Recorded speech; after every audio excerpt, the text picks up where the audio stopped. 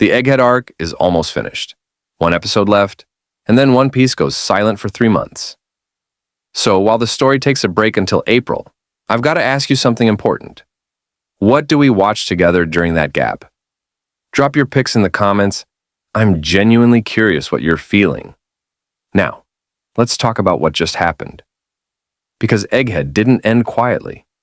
It ended with the past screaming back at the world. Right after Joy Boy's ancient will erupts, every marine ship surrounding Egghead collapses like dominoes. This isn't strategy. This isn't tactics. This is raw conqueror's haki, sealed away for 800 years, finally unleashed. Vice admirals drop where they stand, foaming, unconscious, completely overwhelmed. Even seasoned monsters of the Navy don't last a second. One of the giants watches through binoculars, stunned, shouting back to his captain that the entire blockade has been wiped out. Dory can barely process it. In his mind, this power eclipses even Shanks, and that's saying a lot. We're talking about a Yonko whose haki alone can bend battlefields. And yet Joy Boy's legacy towers over it. Luffy? He's laughing like a maniac. Not mocking laughter, pure joy. He's yelling his thanks to Emmet at the top of his lungs, fully understanding that this wasn't just power, it was a sacrifice. As the Marines beg each other to wake up, the giants don't hesitate. Dory and Brogy call the retreat. It's time to move. Luffy sprints across the battlefield like his life depends on it, because it kinda does. The giant crew roars in excitement. Elbaf is finally within reach. Luffy makes it aboard the Sunny and immediately collapses, reverting into his shriveled old man state. Gear 5 took everything. Nami and Brook freeze when they see it, because yeah, watching your captain age 30 years in seconds is not normal. Usopp, meanwhile, is glued to the railing. His eyes lock onto Dory and Brogy sailing beside them. His heroes, the giants he once trained under. That childhood dream? It's happening for real this time.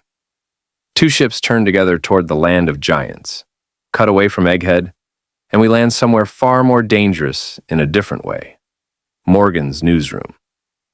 Big News Morgans is back in his element, ready to dominate the narrative while the world is panicking. To him, desperation sells. Vivi stands nearby, visibly disgusted. She reminds him that Vegapunk wasn't spreading despair. He was warning the world because he still believed in it. Morgans threatens her. Vivi doesn't flinch. She calls him a liar to his face. Says anyone with sense knows better than to trust him. The workers love it. Wapol panics. Morgans smiles. Because fear or truth, either way, he wins. The papers he chooses to run. Yonko conflicts. Blackbeard versus Law, Shanks versus Kid. And worst of all, Luffy framed as the villain who murdered Dr. Vegapunk. Vivi is furious, but Morgans doesn't care. History, once again, is being written by whoever controls the headline. Back at Egghead, silence. The Marines are completely unresponsive. Even the fleet admiral can't get an answer. Sentomaru rows away alone, crying openly as he leaves the island behind. Akainu demands answers. Over and over. Finally, someone picks up. Kizaru. He casually mentions that everyone else is unconscious. Clear signs of Conqueror's haki exposure. Akainu pushes harder. What about Saturn? The power station? The escapees? Kizaru refuses to report. Says the younger Marines can explain when they wake up. Akainu snaps, accusing him of slacking off. And that's when Kizaru asks a question that cuts deep. Have you ever had to kill your best friend? Silence. Because Kizaru just did. We flash back to his first meeting with Vegapunk. The giant head, the casual attitude. Vegapunk didn't beg for mercy. He negotiated his paycheck. Years later, Kizaru helped build Egghead. He believed in that future island. And then he helped destroy it. Standing in the ruins, Kizaru finally breaks. Tells Akainu that if he has time to judge, he should come see it himself. Akainu apologizes quietly. Even he understands. This mission broke something. Back on the Sunny, Sanji can't shake something Vegapunk said. So we rewind. 2 weeks before the incident, strange energy readings appear.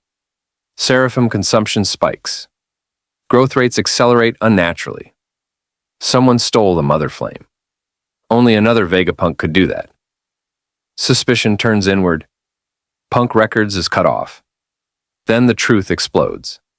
York fabricated her memory uploads. She sold them out. Void Century Research. Everything. She wanted to become a celestial dragon. When a nation is erased using Mother Flame, Stella realizes the truth. His technology powered an ancient weapon. Guilt crushes him. Evacuation begins for everyone except the Vegapunks. They accept death. Their counterattack is truth.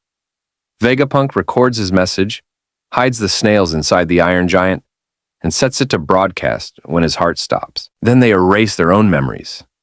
2 weeks gone, instructions left behind. Everything was planned. Back in the present, Luffy and Usopp celebrate with the giants, screaming about Elbaf like kids who finally got permission to go on the trip they've dreamed about forever. And that's where we leave it. Egghead ends not with a whisper, but with the world cracking open. Next stop, Elbaf. And before we wrap up, real talk for a second. We just crossed 2,000 subscribers, which honestly still feels unreal to me. The next goal is 5K, and that's a big step. If you want to support the channel, the easiest way is simple.